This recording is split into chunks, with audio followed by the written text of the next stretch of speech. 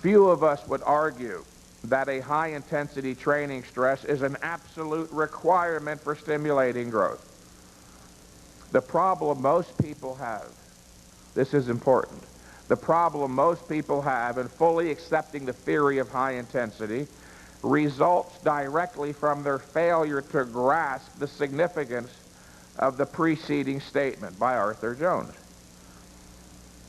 While the principle of intensity must be understood first as the first requisite, for understanding anything else of value about exercise, the fact of a limited recovery ability. Please write the word down, recovery ability. The second most important concept in exercise science after intensity. The fact of a limited recovery ability is the next key concept that must be grasped in the logically interdependent hierarchy of scientific knowledge in exercise physiology. It is only on the basis of knowing that the body has a limited recovery ability that one may understand why the volume and frequency of exercise must be cautiously regulated. Again, once you understand intensity, this is the second most important concept in the entirety of all of exercise science. I realize now today, in fact, that the issue of recovery ability has never gained the full attention it deserves, which is why so many of you continue to chronically, grossly overtrain, and for that precise reason you fail to achieve your bodybuilding goals. In fact, think about it for a second, reflect for a moment. When was the last time any of you saw the term recovery ability used by the bodybuilding orthodoxy in any of those muscle magazines or comic books? As I have stated repeatedly in my books and articles, not only do these people fail to define any of their concepts, but their conceptual range is profoundly limited. They just don't have much knowledge. The average exercise scientist today doesn't even know what recovery ability is. The average exercise scientist today, being the lazy, dumb bastards they are, literally, I don't say that with any slightest pause, because they deserve the title, they have never taken any time to do legitimate research. None of them. Not Dr. Kramer, not Dr. Fleck. None of these people have ever done any research. It's all made up. These are total phonies. They stole the idea of doing 60 sets a day from Weider because, as Kramer and Fleck said, that's how all the champions train. Well, that's real scientific. They totally ignore the issue of a limited recovery ability. All of you in here, I presume, have worked out at some point or another. When you're done working out after an hour or two, or even 30 minutes, aren't you tired? Well, that's obvious proof you have a limited recovery ability. But these guys say, no, that doesn't count. They're real geniuses. In fact, it's curious, when I was a kid and saw the thing PhD, I was in awe. I thought, my God, these people are literally godlike. These are the few special people who spend their whole lives in the ivory tower, and they know everything about everything. Now I realize that the other old saying is true. PhD means piled high and deep in bullshit. And it's true. I've met maybe 2 PhDs in my life who literally deserved the title of a doctor of philosophy in his field. Remember, we live in an anti-rational culture. Do you think the field of exercise science would be exempt? No, I would think they'd be among the first to become stupid. The fact that recovery ability is strictly limited leads to a logically warranted conclusion.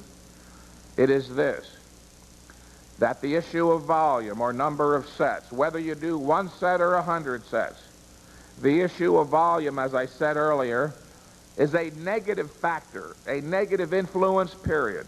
Whether you do 1 set or 100 sets, insofar that you do any sets at all, the issue of volume, I'm not speaking metaphorically here, the issue of volume in bodybuilding exercise science is a negative factor.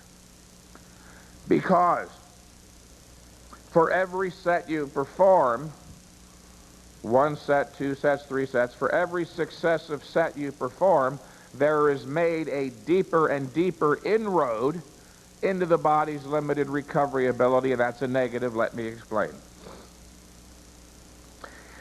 In order to understand the concept inroad, audience, you might think of it as the term clearly suggests. Visualize it. What's an inroad? An in into the road, a hole being dug. You do 1 set, you dig a small hole. You do a 2nd set, you dig a deeper hole. A 3rd set, even deeper. That's a negative thing, because the deeper and deeper that hole gets, the deeper the inroad, then that much more of your recovery ability has to be wasted on filling the hole, or recovery we call it, leaving that much less left over for building the mountain on top, the muscle. But of course you have to do at least 1 set to have a workout. Remember how I started this section on volume. I said the issue of volume is a negative factor, period, literally, even 1 set. But of course you have to do at least 1 set to have a workout. Ideally, we could somehow figure out a way to stimulate growth with 0 sets. That way none of your body's recovery ability would be wasted on filling the hole, recovery. It would all be used for overcompensation, building the mountain on top, and you'd grow so damn fast it would stagger the imagination. But of course, as of today, and I'm working on it, I haven't figured out yet how to stimulate growth with 0 sets. On occasion, I have had a phone client ask the question, Mike, would it really make a difference? Hold on a second, I'm missing something here.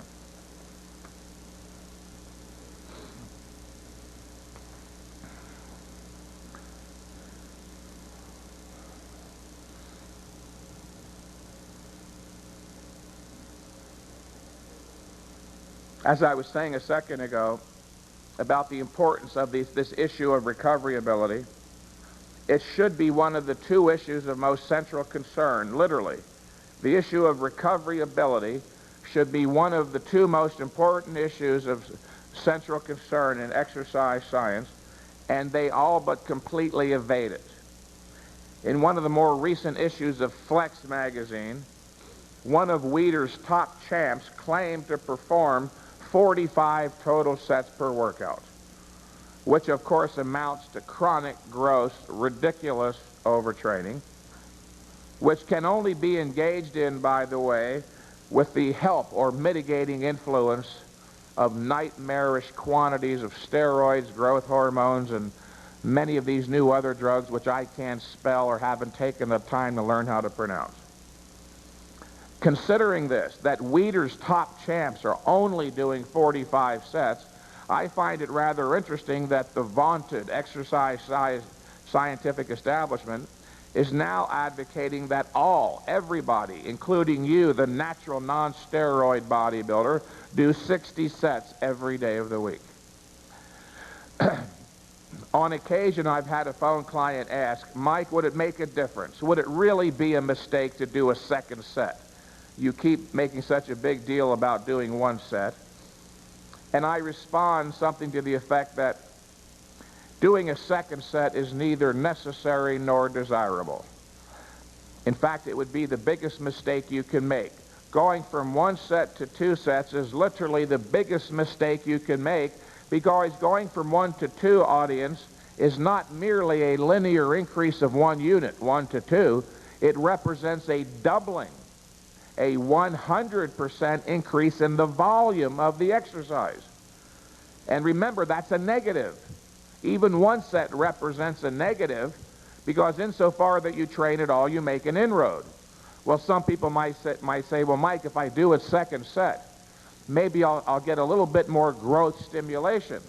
But then I point out, whatever little bit extra growth stimulation, you made a doubly deeper hole in recovery ability, so that negates any greater growth stimulation.